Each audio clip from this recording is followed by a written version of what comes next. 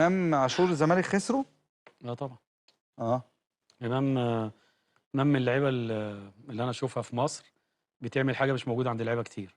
أنا باشوف إن هو وتحديدًا محمود صابر اللي كان في بيراميدز اللي اه مشي، راح زد.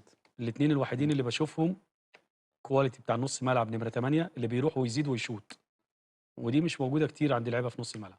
فأنا أشوف لأ، إمام هيفرق كتير مع النادي الأهلي، لإنه مع ديانج بيعمل الزيادة العددية بشكل مختلف.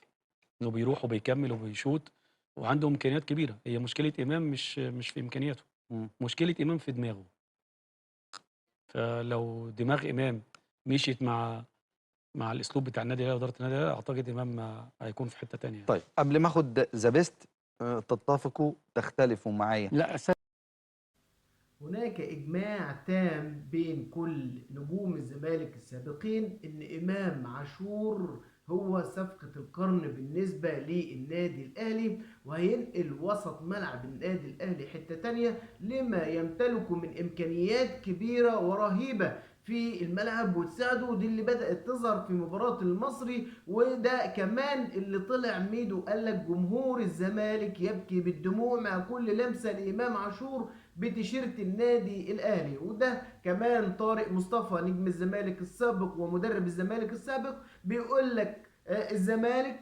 خسر امام عاشور وخساره فادحه كبيره جدا جدا لنجم من نجوم الكره المصريه، واللي طبعا بيعمل حاجات في الكوره ما بيعملهاش اي حد في مصر طبعا. وقال لك كمان هينقل وسط ملعب النادي الاهلي نقله تانية، خصوصا بقى في وجود اليو ديانج ومروان عطيه او احمد نبيل كوكا ايا كان اللي موجود، فهو قطعه كانت مفقوده في وسط ملعب النادي الاهلي والنادي الاهلي لقاها. وكمان ان الزمالك اداها للنادي الاهلي على طبق من ذهب وقال له اتفضل امام عاشور القطعه اللي ناقصاك اهي، كمل بها بقى نص ملعبك والعب وكمل عادي مفيش اي مشكله. شابوه وشكرا على حسن تعاونكم معنا.